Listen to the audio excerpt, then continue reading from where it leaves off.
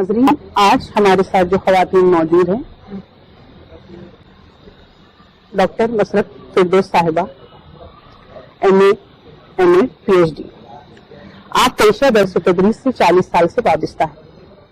آپ government college اور doctor بابا صاحب امبیڈکر مراٹھواڑہ یونیورسٹی میں تدریسی خدمات انجام دے چکی ہیں۔ آپ کی کل 10 کتابیں منظر عام پہ آ چکی ہیں۔ ایک کتاب بعنوان نسوانی ادب زیر طباعت، پہلی کتاب بابا اردو مولوی عبدالحق کو مہاراشٹر اردو اکیڈمی اور اتر پردیش اردو اکیڈمی میں انعامات سے نوازا ہے۔ اب تک محترمہ نصرت فردوس صاحبہ کو مختلف آرگنائزیشن سے کل 10 ایوارڈ مل چکے ہیں، جن میں خاص طور پر مہاراشٹر اردو اکیڈمی کا کامیاب معلم ایوارڈ شامل ہے۔ محترمہ کی زیر نگرانی 16 طلبہ نے پی ایچ ڈی اور 20 طلبہ نے ایم فل مکمل کیا ہے۔ پی ایچ ڈی کے 6 طلبہ اور ایم فل کے 7 طلبہ آپ کی زیر نگرانی ہیں۔ محترمہ نے 100 سے بھی زیادہ قومی اور بین الاقوامی سیمینار میں شرکت کی ہے، جن میں خاص طور پر ملیشیا اور انڈونیشیا کے بین الاقوامی سیمینار کا شمار کیا جاتا ہے۔ ہمارے ساتھ یہاں موجود ہے محترمہ نسرین فاطمہ، جو کہ سابقہ معلمہ ہے۔ آپ ایم اے ڈی ایڈ ہیں۔ آپ کو مضامین لکھنے کا شوق ہے، آپ کے مضامین اخبارات میں آتے ہیں، اور سابقہ معلمہ ہونے کے باوجود آج بھی آپ ادب سے اسی طرح جڑی ہے جس طرح آپ پہلے سرگرم ہوا کرتی تھی۔ آج ہمارے ساتھ ڈاکٹر رضوانہ باجی صاحبہ موجود ہیں۔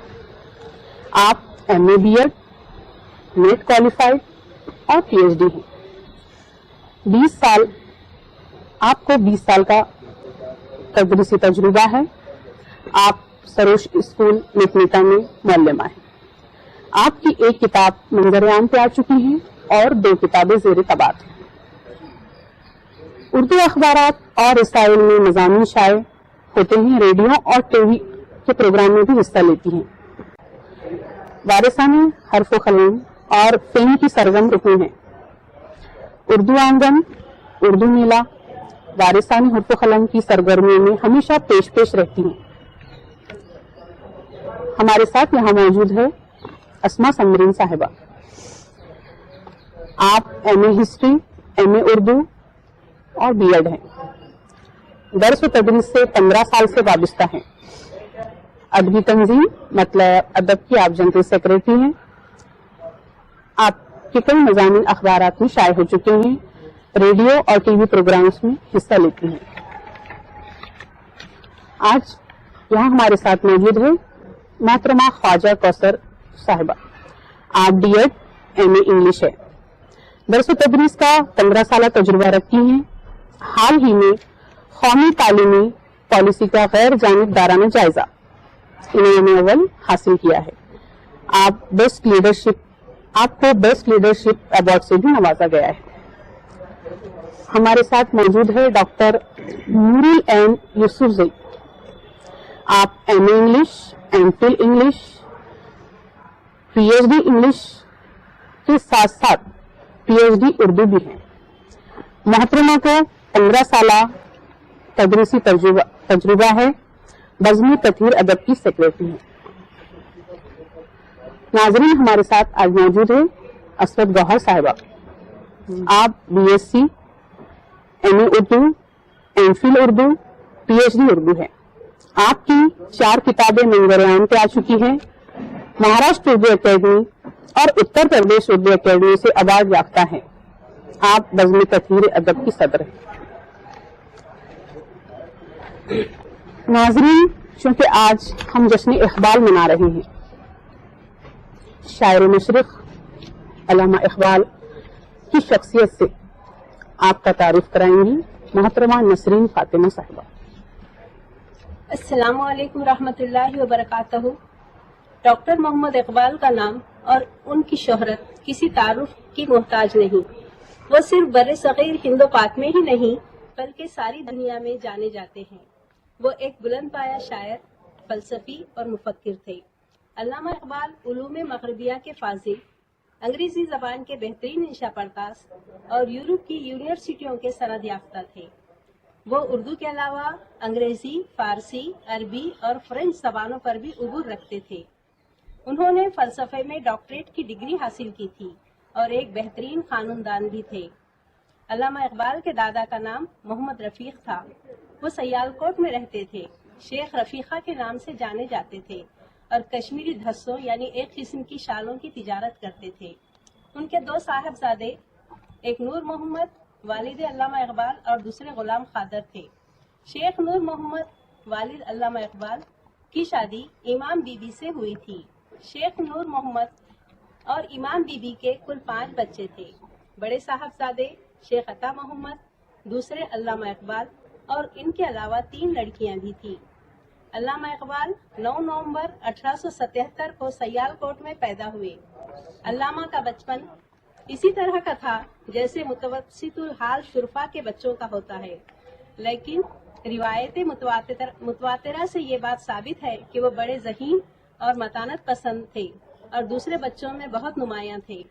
इब्तिदाई तालीम दरसगाह में हासिल की, फिर उन्हें स्कॉच मिशन हाई स्कूल में दाखिल किया गया, जहां पर उन्होंने प्राइमरी, मिडिल और एंट्रेंस के इम्तिहान इम्तियाजी नंबरात से कामयाब किए और उन्हें हुकूमत की तरफ से वजीफे भी मिलते रहे। फिर लाहौर गवर्नमेंट कॉलेज से अंग्रेजी, फलसफा और अरबी मज़ामीन लेकर 1897 में निहायत इम्तियाजी नंबरात से BA पास किया और अव्वल आने की वजह से 2 तलाई तमगे भी हासिल किए। 1899 में फलसफे में MA किया और यूनिवर्सिटी भर में अव्वल आए। यहाँ पर भी उन्हें तलाई तमगा मिला। MA कर लेने के बाद गवर्नमेंट कॉलेज लाहौर में फलसफे के प्रोफेसर हुए। 1905 में आला तालीम के हुसूल की गरज से यूरोप रवाना हुए। 1908 में कैम्ब्रिज यूनिवर्सिटी से फलसफे में PhD की डिग्री हासिल की। इकबाल ने कानून की तालीम भी हासिल की और बैरिस्टर बने। वकालत को बतौर पेशा इख्तियार किया। इन तमाम मसरूफियात के बावजूद अल्लामा इकबाल ने शायरी में कमाल हासिल किया। उन्हें बचपन से शेर कहने का शौक था। ज़माने तालिब इल्मी में लाहौर गवर्नमेंट कॉलेज के हॉस्टल में उनका कमरा दोस्तों के जमघटों और शेर खानियों का मरकज बना रहता था। एक दफा उनके कुछ दोस्त उन्हें जबरदस्ती एक मुशायरे में खींच ले गए, जिसमें शहजादा अरशद गोरगानी भी मौजूद थे। अल्लामा इकबाल ने अपनी गजल का एक शेर पढ़ा। मोती समझ के शान करीमी ने चुन लिए, मोती समझ के शान करीमी ने चुन लिए, खतरे जो थे मेरे अरखे अनफआल के। तो मिर्जा अरशद गोरगानवी उछल पड़े और कहने लगे, इकबाल इस उम्र में ये शेर। इसी तरह जब जब इकबाल मुशायरों में शिरकत करते और अपना कलाम सुनाते तो लोग अश करते। हर खास व आम की जबान पर उनका कलाम होता। बहुत जल्द अल्लामा इकबाल ने अपनी शायरी की वजह से बरे सगीर में शोहरत हासिल कर ली। उनकी तसानीफ में इसरार खुदी, रमूज़ बेखुदी, पयाम मशरिक, बांगे दिरा, ज़ुबूर अजम, जावेद नामा, बाले जिब्राइल, ज़रबे कलीम, मुसाफिर और अरकमान हिजाज काबिल जिक्र हैं। अल्लामा इकबाल ने 3 शादियां की। पहली शादी करीमा बीबी से उनके एंट्रेंस पास करने के बाद ही हो गई थी। उनसे 2 औलादें आफ्ताब इकबाल और मेराज इकबाल थीं, लेकिन इन मोहतरमा से इकबाल का निबाह ना हो सका, अलहदगी हो गई। दूसरी बीवी लाहौर से थी, उनका नाम सरदार बेगम था। इनसे जावेद इकबाल और मुनीरा दोनों 2 औलादें थी और तीसरी बीवी मुख्तार बेगम लुधियाना से ताल्लुक रखती थी। इनसे कोई औलाद न थी। अल्लामा इकबाल बैरून खाना एक अजीम मुफक्किर, बुलंद पाया शायर थे, तो अंदरून खाना एक हमदर्द शौहर और शफीक बाप भी थे। वो घर में बड़े खुशो खुर्रम रहते थे और अपने अहले खाना का बेहद ख्याल रखते थे। उनका तर्ज जिंदगी, घर, लिबास और ग़िज़ा बिल्कुल सादा थी। कलंदराना मिजाज पाया था। इस अजीम शायर फलसफी और मुफक्किर का इंतकाल 21 अप्रैल 1938 को हुआ। आपके सामने अल्लामा इकबाल का तारुफ हो चुका है। हम अपने मुज़ाकरे को आगे बढ़ाते हैं और नाज़रीन की मालूमात में मज़ीद इजाफा करते हुए मैं जनाब कौसर बाजी साहिबा से पूछना चाहूँगी कि इकबाल के कलाम की नौइयत और बुनियाद क्या है? بر صغیر میں علامہ اقبال عالمگیر شہرت یافتہ عظیم شاعر گزرے ہیں. وہ نہ صرف مفکر، فلسفی، مصلح قوم، دانائے قوم اور اخوت کے پیکر تھے، بلکہ یہ تمام خوبیاں ان کے کلام میں ہمیں جاں بجاں نظر آتی ہے. اقبال کی شہرت اور مقبولیت اگر ہم دیکھیں تو زبان اردو اور فارسی دونوں میں بہت زیادہ ہے، مگر انہوں نے جو رنگ اور لب و لہجہ اردو کو بخشا ہے وہ اپنے آپ میں منفرد اور مثالی ہے. انہوں نے جا بجا اپنے کلام میں قوم کو اپنا ماضی یاد دلایا ہے. بقول اقبال، اس قوم نے جس زندہ حقیقت کو نہ پایا، اس قوم نے زندہ حقیقت کو نہ پایا جس قوم کا خورشید جلد ہوا زرد. علامہ اقبال کا یہ ماننا تھا کہ کسی بھی قوم کو کامیاب ہونے کے لیے اپنے اسلاف کی تاریخ سے واقفیت رکھنا بہت ضروری ہے، اور یہی نہیں بلکہ اپنے اسلاف کی تاریخ اور ان کی ہدایات پر عمل پیرا ہونا بھی قوم کے لیے لازم و ملزوم ہے. علامہ اقبال کے کلام روح کو جھنجھوڑنے والے ہوتے، خواب غفلت سے انسان کو بیدار کرنے والے ہوتے. علامہ اقبال اپنے کلام میں مایوسی اور نا امیدی کو بیداری میں تبدیل کرتے. وہ قوم کو بلند اقدار پیدا کرنے کی ترغیب دیتے.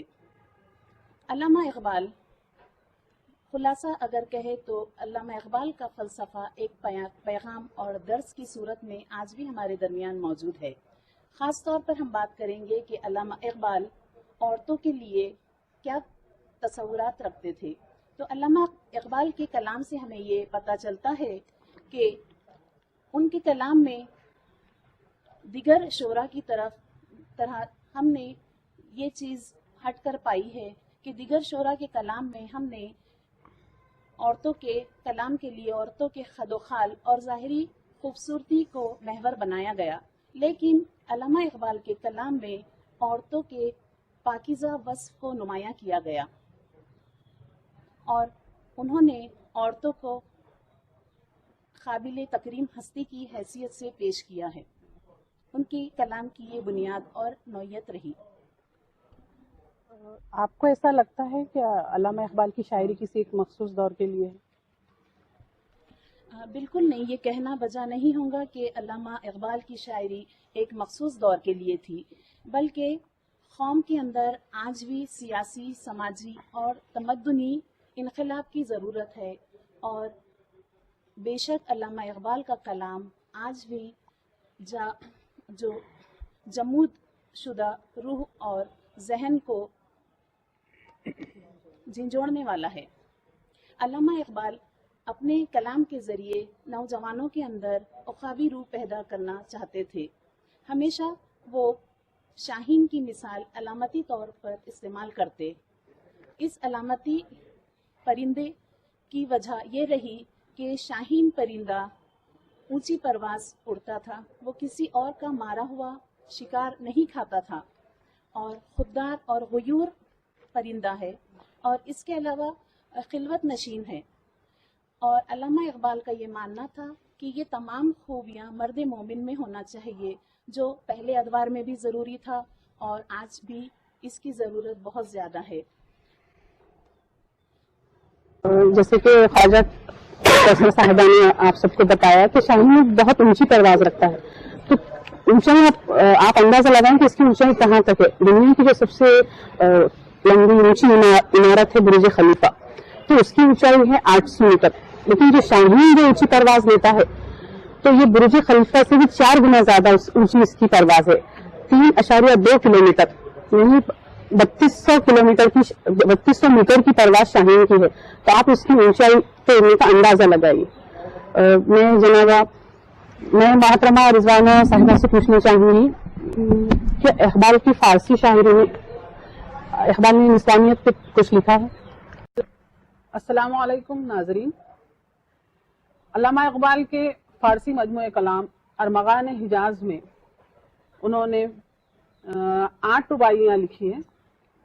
اس کے علاوہ دیگر کتابوں میں بھی انہوں نے مختلف عنوان کے تحت مختلف اسالیب میں عورتوں کے متعلق لکھا ہے.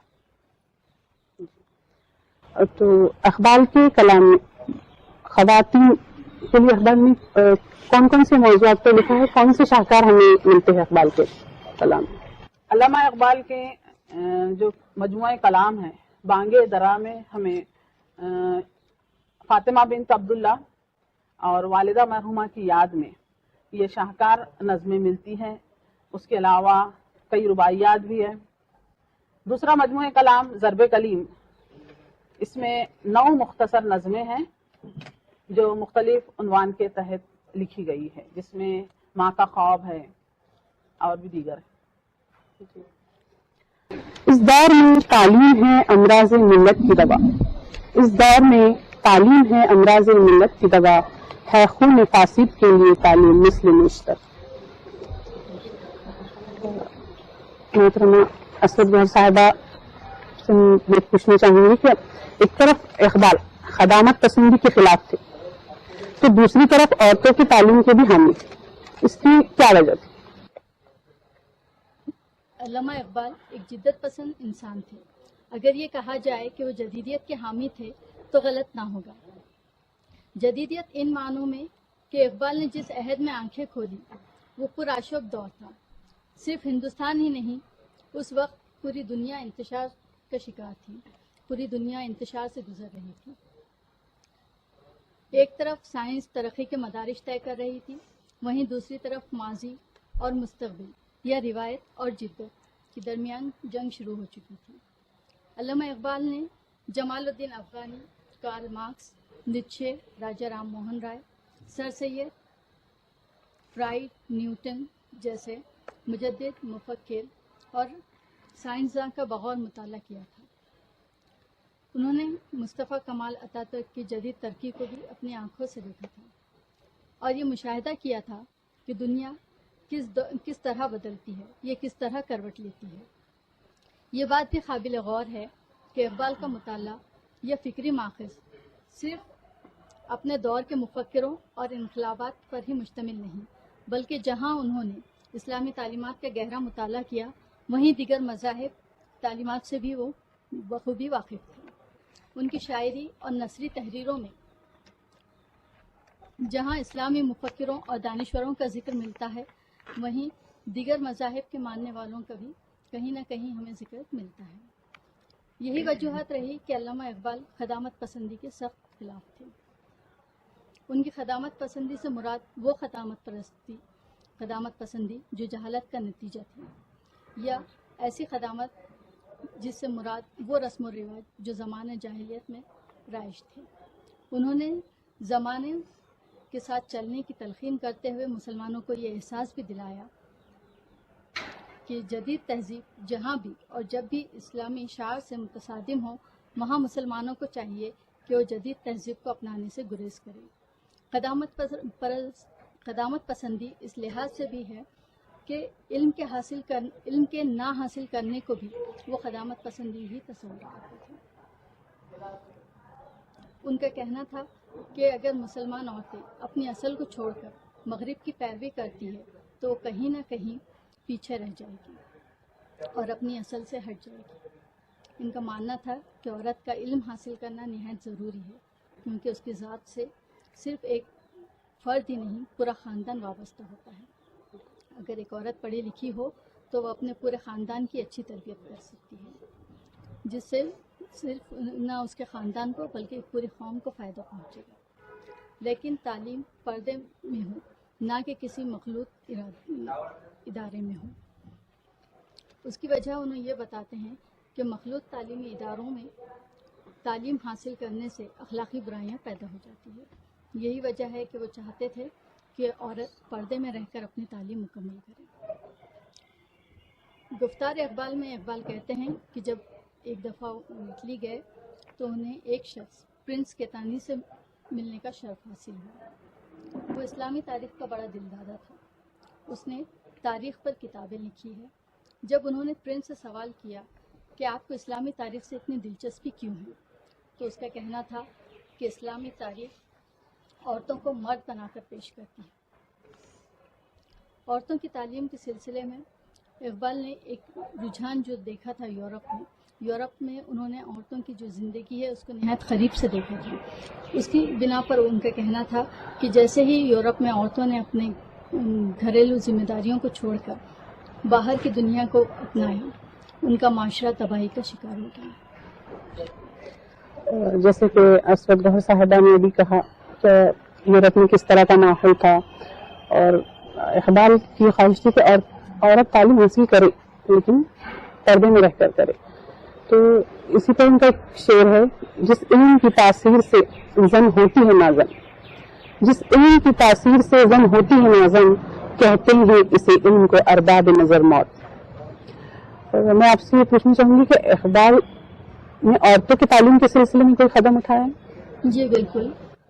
اقبال نے 17 فروری 1912 میں جب انجمن حمایت اسلام کے ایک مجموعے سے خطاب کیا تھا، وہاں انہوں نے عورتوں کی تعلیم کے لیے توجہ دینے کے لیے خاص طور سے زور دیا تھا۔ نہ صرف یہ، جب انہوں انجمن حمایت اسلام کے صدر مقرر ہوئے اس وقت بھی انہوں نے اس سلسلے میں کافی کوششیں کی۔ انہوں نے یونیورسٹی بنانے کی بات کی، اس سلسلے میں انہوں نے یونیورسٹی بنانے کے خواتین کے لیے مخصوص تعلیمی ادارے بنانے کی بات کی تھی۔ عورتوں کی تعلیم ہو لیکن پردے میں ہو، مخلوط تعلیم کو پسند نہیں کرتے تھے، تو اس بات سے کیا آپ کو ایسا لگتا ہے کہ وہ تعلیم کے خلاف تو نہیں تھے، وہ جدید تعلیم کے خلاف؟ علامہ اقبال جدید تعلیم اور عورتوں کی آزادی کے خلاف نہیں تھے، کیونکہ علامہ اقبال جہاں بیٹی کی تربیت کا ذکر کرتے ہیں وہیں پر اس کی تعلیم کی طرف بھی توجہ دیتے ہیں، اور ساتھ ہی وہ بیٹی کو جدید علوم کے بیجا حاوی ہونے کے غلبے سے ڈرے ہوئے ہیں، اور اس کے لیے تلقین فرماتے ہیں کہ اس کو بیجا حاوی ہونے سے بچا جائے۔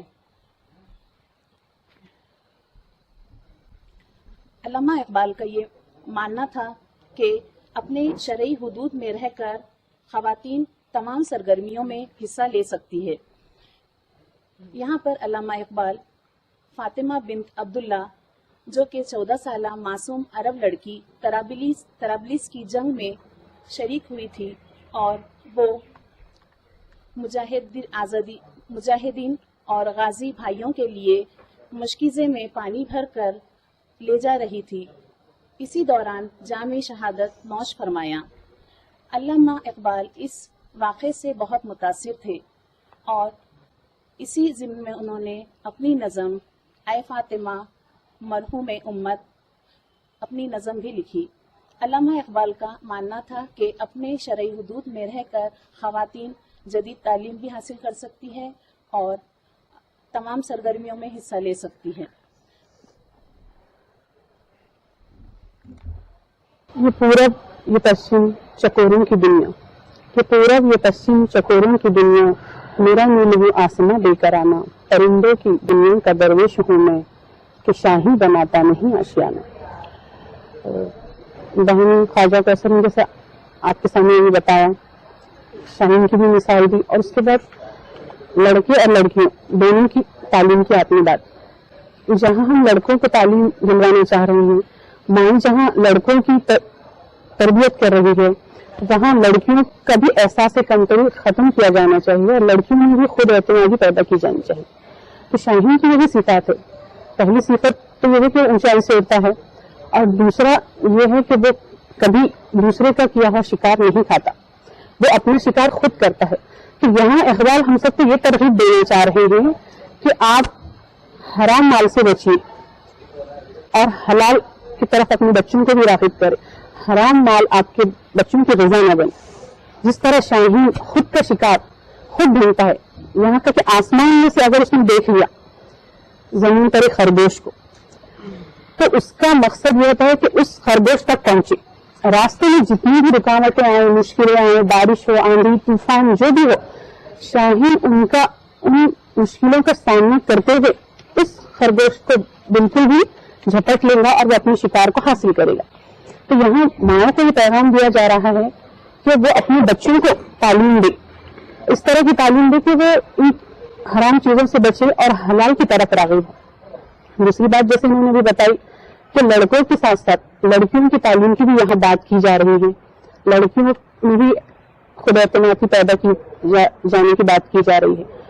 تو لڑکیوں کو اس طرح بنائیں، ہم لڑکیوں کو تربیت میں تعلیم دے بے شک، اور ان میں اس طرح خود اعتمادی پیدا کرے کہ وقت آنے پر ہماری بیٹیاں جس طرح اس دور میں خواتین میدان جنگ میں بھی نکل جاتی تھی، زخموں کو پانی پلاتی تھی، ان کے سامان کی حفاظت کرتی تھی، تو اسی طرح اتنی ہمت ہمارے اندر پیدا ہو جائے کہ جنگ کے میدان میں بھی ہم جانے کے لیے بچنے کے لیے تیار ہو جائے۔ جس طرح ہمارے سامنے مثالیں ہیں حضرت سمیہ رضی اللہ تعالیٰ عنہ کی اور حضرت ام عمارہ کی، اور اسی طرح اقبال نے ایک نظم لکھی ہے فاطمہ بنت عبداللہ۔ تو فاطمہ بنت عبداللہ اس نظم میں رضوانہ بابی صاحبہ سے پوچھنا چاہوں گی کہ اقبال اس میں کون سا پیغام دینا چاہتے ہیں، اور فاطمہ بنت عبداللہ کی کون سی صفات کو انہوں نے اس نظم میں پیش کیا ہے؟ فاطمہ بنت عبداللہ 13 سالہ معصوم لڑکی تھی۔ جب طرابلس پر اطالویوں نے لشکر کشی کی تھی تو وہ مجاہدین اسلام کی حوصلہ افزائی کر رہی تھی، انہیں سخائی خدمات انجام دے رہی تھی، اور پانی پلاتے ہوئے ہی انہوں نے جام شہادت نوش کیا تھا۔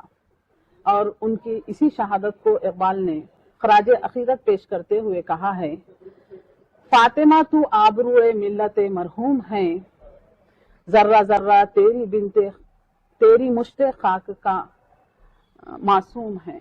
فاطمہ تو آبروئے ملت مرحوم ہے، ذرہ ذرہ تیری مشت خاک کا معصوم ہے، یہ سعادت حور صحرائی تیری قسمت میں تھی، غازیان دین کی سخائی تیری قسمت میں تھی۔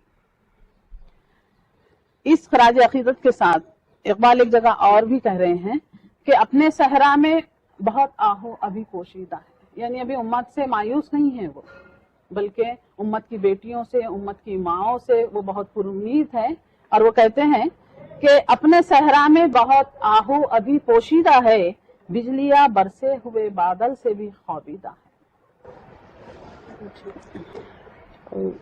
جیسے کہ رضوانہ باجی صاحبہ نے بتایا، والدہ کی بھی ایک اپنے بچوں کی جو تربیت، اور والدہ جو جس طرح اپنے بچوں کی تربیت کرتی ہے تو دنیا کا کوئی شخص اس بچے کی اس طرح تربیت نہیں کر سکتا۔ جب تمام لوگ تھک جائے اس بچے کو سدھارنے میں تو کہا جاتا ہے کہ 2 ہی لوگ سدھار سکتے ہیں، استاد اور ایک ماں۔ ماں اتنی عظیم شخصیت ہے۔ ایک ایسی واقعہ ہے کہ ایک جگہ ایک شخص تھا، اس کے پاس کچھ مرغے کے بچے تھے، کہیں سے اس کو ایک چھوٹا سا باز کا بچہ ملا، اس نے ان مرغوں کے بچوں میں اس باز کے بچے کو شامل کر دیا۔ چونکہ اب یہ باز کا بچہ مرغوں کے بچوں کے ساتھ پرورش حاصل کر رہا تھا، ان کی طرح دانا چگنے لگا، انہیں کی طرح ڈرنے لگا، آسمان میں کوئی پرندہ نظر آتا تو فوراً خوف کھا کے ڈرنے لگتا، اور اس کے اندر دھیرے دھیرے احساس کمتری پیدا ہونے شروع۔ باز کا بچہ ہے لیکن مرغی کے بچوں کے ساتھ تربیت پا رہا ہے، اس لیے وہ خوف کھانے لگا ہر چیز سے، حالانکہ باز کی صفت تو ہے کہ آسمان کی بلندیوں پہ اڑنے کی، اور وہ اس طرح احساس کمتری کا شکار ہو گیا۔ جس طرح آج ہماری قوم احساس کمتری کی شکار ہو رہی ہے، ہمارے بچے احساس کمتری کے شکار ہو رہے ہیں، تو ٹھیک اسی طرح وہ بچہ ویسی پرورش پانے کی وجہ سے احساس کمتری کا شکار ہو گیا۔ اب اس شخص کو لگا کہ اس کا احساس کمتری ختم کیا جائے اور اس کے اندر ایک ہمت پیدا کی جائے، اس کے اندر خود اعتمادی پیدا کی جائے۔ اس شخص نے کیا کیا، اس بچے کو لیا اور ایک اونچی پہاڑی پر چلا گیا اور وہاں سے اس بچے کو چھوڑ دیا۔ اب بچہ چونکہ احساس کمتری کا شکار تھا تو ڈرنے لگا، فوراً اپنی آنکھیں بند کر لی اور فوراً اپنے پر ہوا میں پھیلا دیا۔ جیسے ہی اس نے اپنے پر پھیلائے تب اس کو احساس ہوا کہ میں ہوا میں اڑ سکتا ہوں، اور اس نے لمبی اڑان بھری اور اونچائی پہ اڑان بھری۔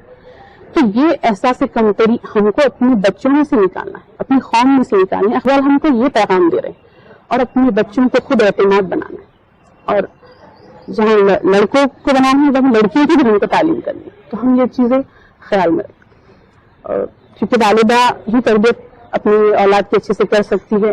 اور میں رضوانہ باجی صاحبہ سے پوچھنا چاہوں گی کہ امت صالحہ سے کیا مراد ہے؟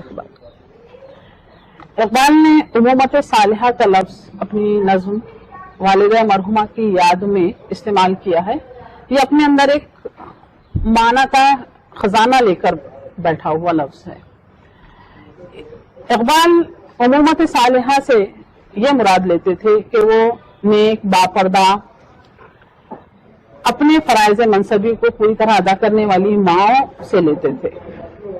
वो अपने घर, अपने खानदान, अपने खाविन की खुशियों का ख्याल रखने वाली, मोहब्बत करने वाली और अपनी जिम्मेदारियों को पूरी तरह अदा करने वाली माएँ चाहते थे। वो औरत से मुराद सिर्फ माँ, बहन, बेटी या हर रिश्ते से जो है वो जो फराइज उसको अदा दिए गए हैं उनको अदा करने वाली चाहते थे। वो शाहीन माएँ चाहते थे। वो ऐसी माओं को पसंद नहीं करते थे जो अपने बच्चों को अपनी ममता की बेड़ियों और हथकड़ियों से बांध कर रखती है या अपने पल्लू से बांध कर रखती है। वो शाहीन माएँ पैदा करना चाहते थे या शाहीन माएँ बनाना चाहते थे और उनसे ऐसी ही उम्मीद रखते थे। जैसे कि रिजवाना बाजी साहबा ने बताया कि इकबाल शाहीन नहीं चाहते थे, खासतौर पर उन्होंने नौजवानों के लिए शाहीन लफ्ज का इस्तेमाल किया है कि नौजवान शाहीन की सिफत अपना ले, शाहीन में जितनी सिफत है नौजवान अपना ले। मैं कौसर जबीन साहबा से पूछना चाहूंगी कि इकबाल की नजर में, हमारी नजर में औरत की अलग अलग खूबियां हैं, लेकिन इकबाल की नजर में औरतों को किन किन खूबियों का मालिक होना चाहिए? मैंने पहले भी इस बात का जिक्र किया। अल्लामा इकबाल ने औरत के तस्वुर को लेकर शायरी और नज्म में एक नई बुनियाद डाली। अल्लामा इकबाल ने ख़वातीन को लेकर अपने तारीख़ इस्लामी के ऐसे अजीम किरदार पेश किए, ऐसे अजीम मिसाली किरदार पेश किए जो आज भी उम्मत की ख़वातीन के लिए रहनुमा उसूल साबित हो सकते हैं। अल्लामा इकबाल ने हर रूप में माँ, बेटी, बहन और बीवी, इन तमाम के रूप में औरत को एक काबिल तकरीम हस्ती माना है। रब कायनात ने जो औरत को अज़मत अता की, वो हर उस किरदार में खुलूस, मोहब्बत और शफ़क़त, क़ुरबानी और ईसार का पैकर होती है। और अल्लामा के कलाम से हमें ये हकीकत वाज़ेह होती रहती है कि औरतें ये तमाम खूबियों की मालिक है।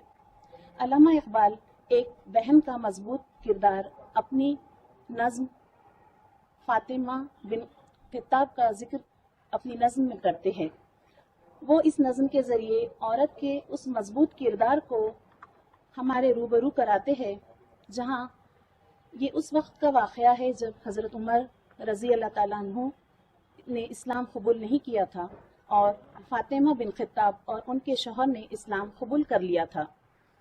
बहालत गैज़ व ग़ज़ब जब हज़रत उमर रज़ी अल्लाह ताला अन्हु बहन के घर जाते हैं, उस वक्त फातिमा बिन खिताब तिलावत कुरान पाक कर पढ़ रही थी और तिलावत के जो अल्फाज हज़रत उमर रज़ी अल्लाह ताला अन्हु के कानों में पड़ते हैं, वो हज़रत उमर रज़ी अल्लाह ताला के दिल पर सब्त हो जाते हैं।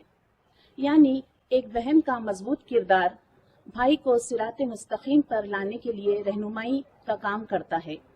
इसी तरह अल्लामा इकबाल अपनी एक और नज़्म में फातिमा रज़ी अल्लाह ताला अन्हा नबी आखिरुज़्ज़मा हज़रत मोहम्मद मुस्तफ़ा सल्लल्लाहु अलैहि वसल्लम की दुख्तर का, उनकी अजमत का और उनके आला मकाम का जिक्र करते हुए बीवी के तई उनके फ़राइज़ नज़्म में बयान करते हैं और हज़रत अली के तई उनकी वफ़ाशुआरी का जिक्र करते हैं और हालात के तहत अब उनका तवक्कुल बहुत ही खूबसूरती से पेश करते हैं। इन तमाम इस्लामी तारीख़ी अजीम हस्तियों का जिक्र करना अल्लामा इकबाल का कौम के लिए ये मकसद था कि उम्मत की ख़वातीन, उम्मत की बहनें, उम्मत की बीवी ऐसी बने जो किरदार इस्लामी तारीख़ में मौजूद है। इसी तरह अल्लामा इकबाल ऐसी माओं का जिक्र करते हैं जो माएँ कौम ऐसी माओं का जिक्र करते हैं जो माएँ कौम को नेक सीरत बेटे दे, वो नेक सीरत बेटे जो आगे चलकर قوم کے لیے قوم کی ترقی کے ضامن بنے۔ خود علامہ اقبال اپنی مثال دیتے ہوئے اپنی والدہ کے بارے میں فرماتے ہیں، ان کی والدہ ان پڑھ ہونے کے باوجود ان کی والدہ نے دین و دنیا دونوں ہی اعتبار سے ان کی تربیت پر خصوصی توجہ دی، اور وہ اپنی زندگی اپنے خاندان کی سربلندی کی وجہ علامہ اقبال اپنی والدہ کو مانتے ہیں۔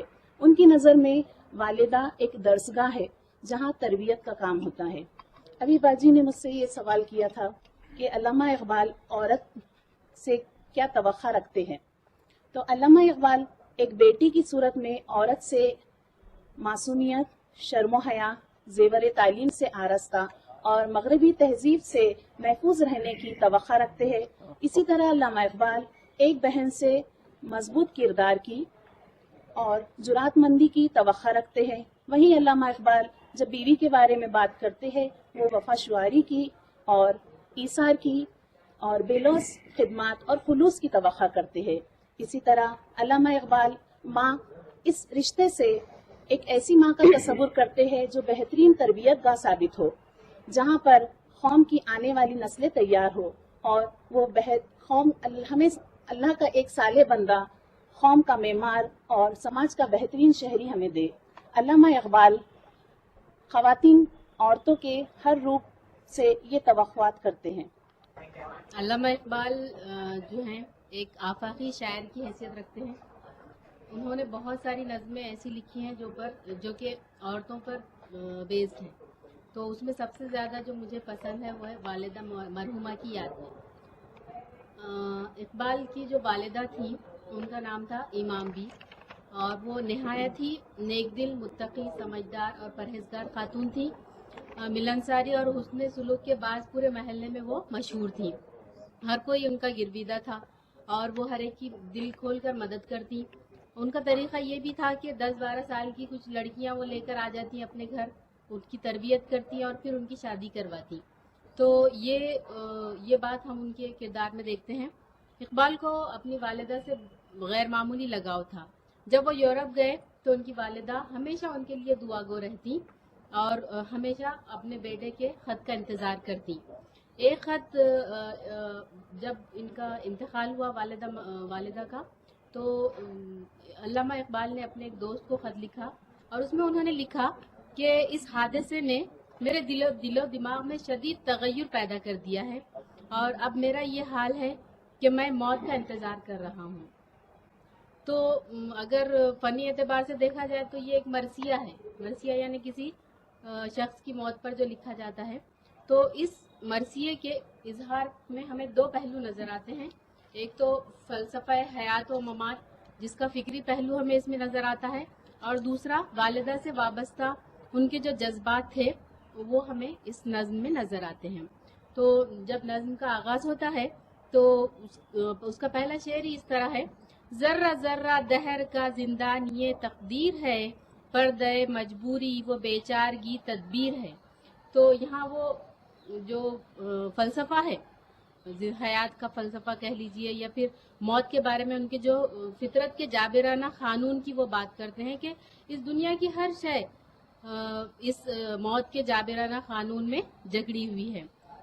اس کے بعد ہم دیکھتے ہیں کہ وہ بہت ہی زیادہ مغموم ہو جاتے ہیں اپنی والدہ کی موت پر اور گریہ وزاری کرتے ہیں، لیکن جہاں وہ گریہ وزاری کرتے ہیں وہاں اس کا مثبت پہلو، جو نفسیاتی پہلو ہوتا ہے گریہ وزاری کا، جسے کہتے ہیں تزکیہ نفس، یعنی کہ جب انسان روتا ہے تو اس کے تمام جذبات جو ہیں ان کا تزکیہ ہو جاتا ہے اور ایک قسم کی اصلاح اس کی ہو جاتی ہے۔ اس کے بعد ہم دیکھتے ہیں کہ ان کا اپنی والدہ سے جو تعلق تھا تو وہ کیسا تھا۔ تو جب وہ چھوٹے تھے، علامہ اقبال جب جو چھوٹے تھے تو اپنی ماں کی قربت میں کس طرح وقت بتاتے تھے، آج بھی انہیں جب وہ یاد آتی ہیں تو اس کے لیے انہوں نے ایک شعر لکھا ہے کہ بے تکلف خندہ زن ہیں، فکر سے آزاد ہیں، پھر اسی کھوئے ہوئے فردوس میں آباد ہیں۔ اور پھر وہ کہتے ہیں کہ حیرتی ہوں میں تیری تصویر کے اعجاز کا، رخ بدل ڈالا ہے جس نے وقت کی پرواز کا۔ یعنی کہ ان کی والدہ کی جو شخصیت تھی جس کی وجہ سے جو کچھ بھی آج علامہ اقبال تھے، جتنے مشہور ایک شاعر फलसफी जो आज वो बने थे, तो वो उसका सारा क्रेडिट जो है अपनी वालिदा को देते हैं। वो कहते हैं कि इन्हीं की उसके बाद वो मौत के बारे में जिक्र करते हुए कहते हैं कि कितनी मुश्किल जिंदगी है, किस कदर आसान है मौत, गुलशने हस्ती में मानिंद, गुलशने हस्ती में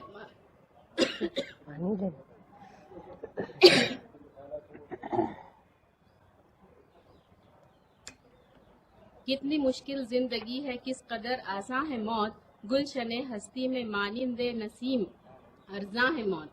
तो उसके बाद तो मुख्तसर करते हुए मैं ये बात कहना चाहूँगी कि वो कहते हैं कि मौत एक तल्ख हकीकत है, यानी कि ज़िंदगी पर हावी होने वाली चीज़ है ये मौत।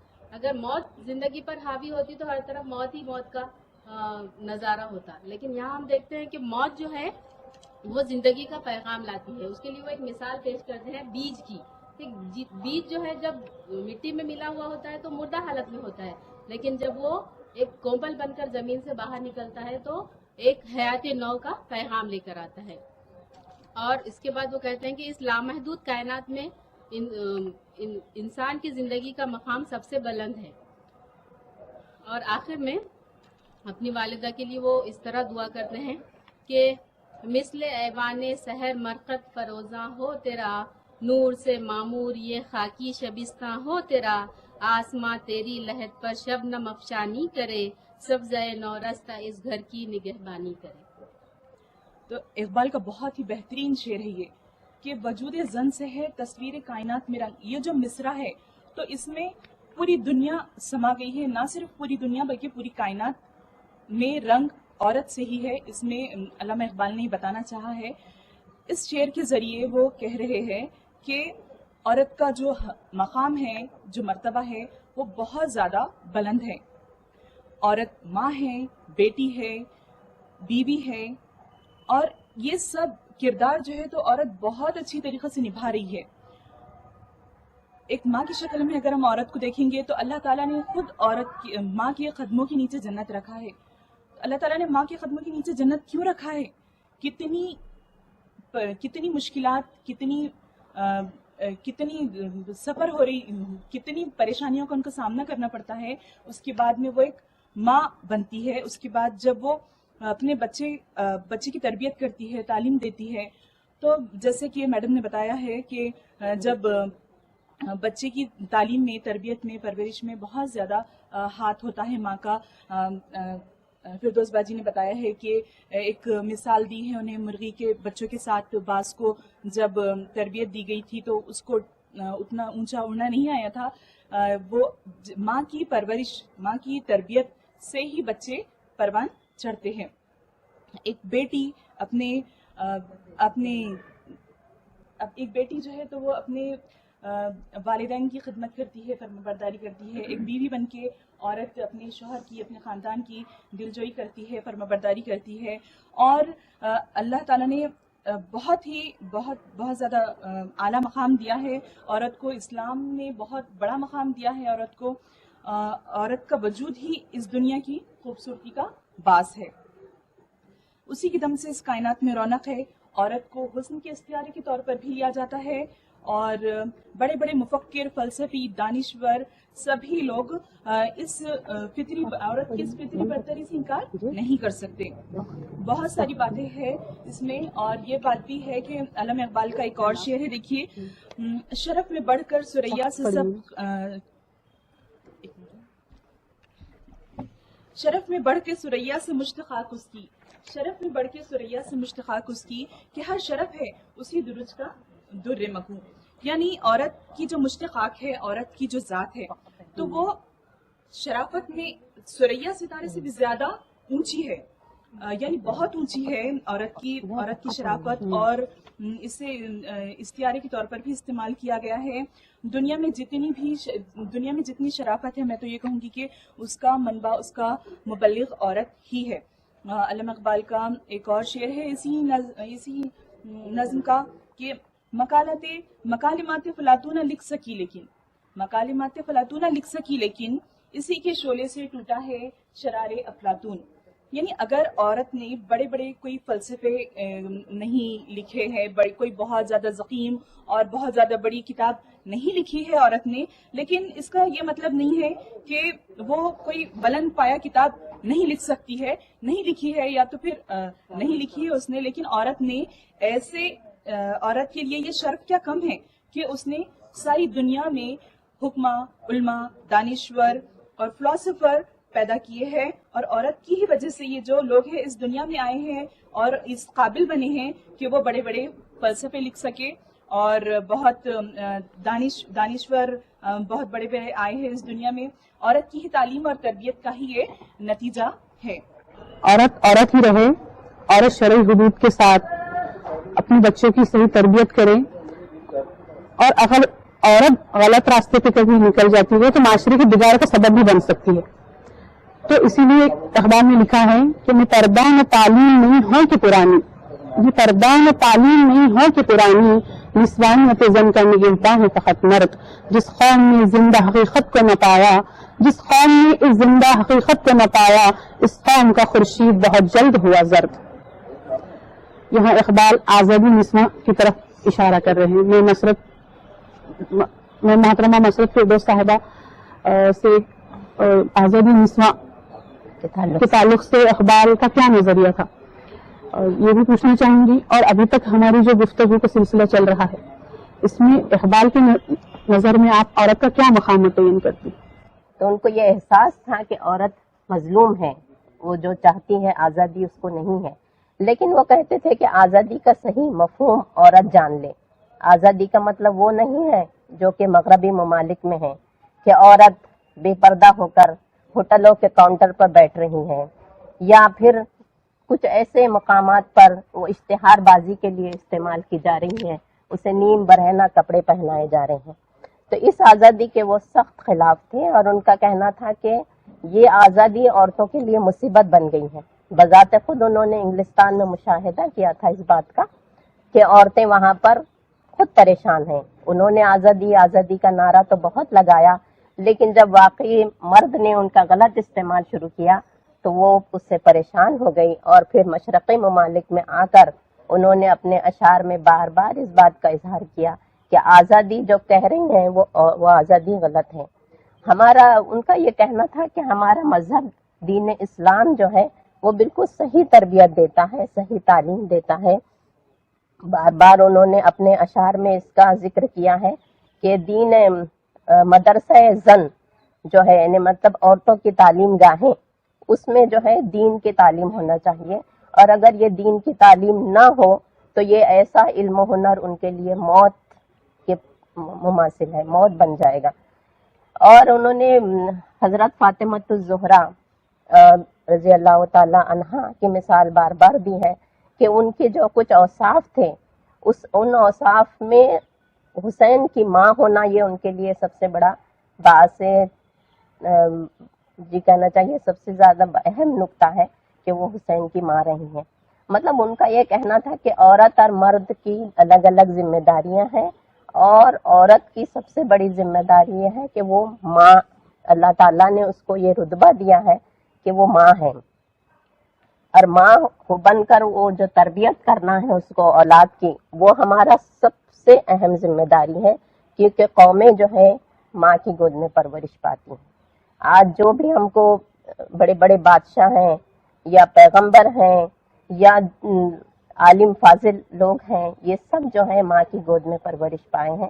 اور جیسا کہ ابھی خواجہ کوثر صاحبہ نے بتایا، نور العین صاحبہ نے بتایا کہ انہوں نے اپنی نظم مرحومہ کی یاد میں جب وہ اپنی ماں کی اس پر گئے، لحد پر گئے، تو وہ بالکل بےتاب ہو گئے، اور ان کے دل سے ایسے جذبات اور احساسات ان کے کلام میں ظاہر ہونے لگے، اور وہ پرانی بچپن کی باتوں کو یاد کرنے لگے کہ جب میں بولنا بھی نہیں جانتا تھا تو ماں نے مجھے کس طرح بولنا سکھایا، اور میں آج جو ہے اتنا شوخی گفتار ہوں کہ میرے چرچے ہیں، میری اہمیت کو جانا جاتا ہے، میں اپنی جوانی پہ غرور کرتا ہوں، مجھے بڑھاپے کا شعور ہے. یہ ساری باتیں انہوں نے پیش کی، اور کہتے ہیں کہ زندگی کی اوج گاہوں سے اترتے ہیں ہم، زندگی کی اوج گاہوں سے اتر آتے ہیں ہم، सोहबत मादर में तिफले सादा रह जाते हैं हम। जब माँ के सामने बच्चा आता है तो वो सब कुछ उसी से सीखता है। बचपन से लेकर बोलना, चालना, चलना फिरना, उसकी तरबियत में माँ का बहुत ही अहम किरदार हुआ करता है। इसीलिए उन्होंने लिखा है कि मकालमात फलातूं, जिसका बार बार यहाँ पर अभी जिक्र हुआ है शेर का, लेकिन मैं फिर दोहराना चाहूंगी कि मकालमात फलातूं न लिख सकी, लेकिन इसी के शोले से टूटा शरार अफलातून। तो वाकई जो है ये शोला है और इसी की चिंगारियां जो है कि आलिम फाजिल जो है अपना इल्म हासिल करते हैं और दुनिया में नाम कमाते हैं। उनका कहना था कि मर्द भी औरत की ख्वाहिशात को और औरत क्या चाहती है इसको समझ नहीं पाया है, लेकिन औरत जो है फिरंगी तहजीब की इतनी दिलदादा हो गई है कि उसने घर बार और अपनी जिम्मेदारियों को भूल गई है। इसी तरह एक बार और वो हिचकिचाते हुए कहते हैं कि भाई ये तहजीब के फर्जन तो मुझे बड़ा बैकवर्ड समझते हैं, फरसूदा समझते हैं। अगर मैं ये बात कहूँ तो मेरे लिए गलत साबित होगी, इसलिए इस राज को औरत की बसीरत ही करे फाश। मजबूर है, माजूर है, मर्दान खिरदमंद। तो वो अपने आप को ये कहते हैं कि भाई ये मसला जो है खुद औरत ही सुलझा सकती है। वो अपनी बसीरत से समझे कि उसकी जिम्मेदारियां क्या है और उसका हल्का कितना है, उसको अपने महदूद दायरे में अपनी जिम्मेदारियों को पूरा करना है। तो आज़ादी के वो खिलाफ नहीं थे, तालीम के भी खिलाफ नहीं थे, लेकिन बस उनका यही कहना था कि इस्लाम ने जिस दायरे में रहकर, पर्दे में रहकर औरत को तालीम हासिल करने और जिम्मेदारियों की इजाज़त दी है, बस वो उसी को अपनाएं और उसी पे कायम रहें। वैसे बात जगह उन्होंने ये भी कहा है कि अंग्रेजी तालीम, उनको तरह तरह के वसवसे थे, क्योंकि वो दौर ऐसा था कि हर चीज़ वाज़ेह तौर पर सामने नहीं आई थी कि इसके क्या नताइज बरामद होंगे। वो कहते हैं कि लड़कियां पढ़ रही हैं अंग्रेजी, ढूंढ ले कौम ने फलाह की राह, ये ड्रामा दिखाएगा अजब सीन, पर्दे उठने की मुंतजर है निगाह। तो वो कहते हैं कि पर्दा जब उठेगा, ये जो लड़कियां जो तालीम हासिल कर रही हैं, तो पता नहीं माशरे में और कौन कौन सी खराबियां पैदा होगी। तो ऐसे अंदेशे का भी इजहार उन्होंने किया है, लेकिन उन्होंने अपने तौर पर साफ ये जाहिर कर दिया है कि औरत को आज़ादी तो है, औरत को तालीम भी हासिल करना है, लेकिन उसका माँ का दर्जा सबसे ज्यादा अहमियत का हामिल है और उसके अपने बच्चों को बेहतर से बेहतर तरबियत देकर मुल्क और कौम को खुशहाल बनाना है। शुक्रिया। यहाँ मौजूद तमाम ख़वातीन, ख़ास तौर पर डॉक्टर मसरत फिरदौस साहिबा, नसरीन फातिमा साहिबा, रिजवाना बाजी साहिबा, ख्वाजा कौसर साहिबा, असवद गौहर, नूरुलैन साहिबा, अस्मा समरीन साहिबा, रिसर्च स्कॉलर हुमा फरीन, नुज़हत शहबाज जरीन, राना कौसर, नईमा, हुमेरा नसीम, जनाब डॉक्टर नसरीन साहिबा, मोहतरमा सायरा बानो साहिबा, मैं तमाम का यहाँ शुक्रिया अदा करती हूँ। और मैं ये हम लोगों की पहला मुज़ाकरा है, तो इसमें कुछ टेक्निकल प्रॉब्लम्स की वजह से और या कुछ हमारी गलतियों की वजह से इसमें कुछ कोताहियाँ भी हो सकती है। तो हम इंशाल्लाह अगले मुज़ाकरे में ये तमाम अपनी गलतियाँ दुरुस्त करने की कोशिश करेंगे। और इसी के साथ मैं फिरदौस फातिमा रमज़ानी खान, आप और हमारे साथ के तमाम ख़वातीन आपसे इजाज़त लेना चाहूँगी। शुक्रिया।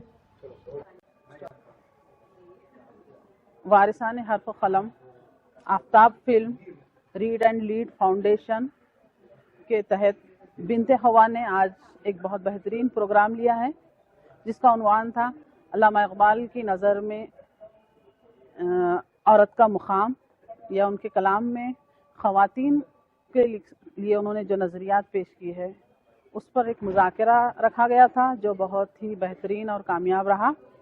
और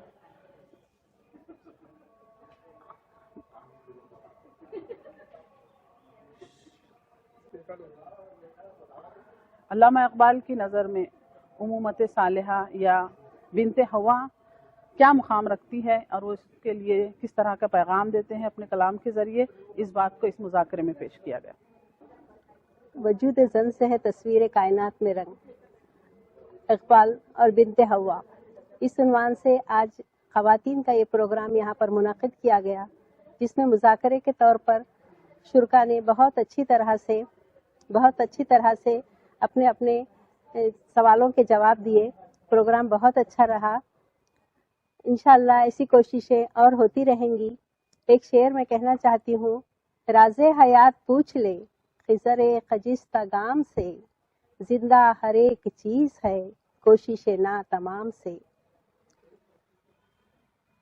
خدا تجھے کسی طوفان سے آشنا کر دے کہ تیرے بحر کی موجوں میں اضطراب نہیں. تجھے کتاب سے ممکن نہیں فراق کہ تو کتاب خواں ہے مگر صاحب کتاب نہیں.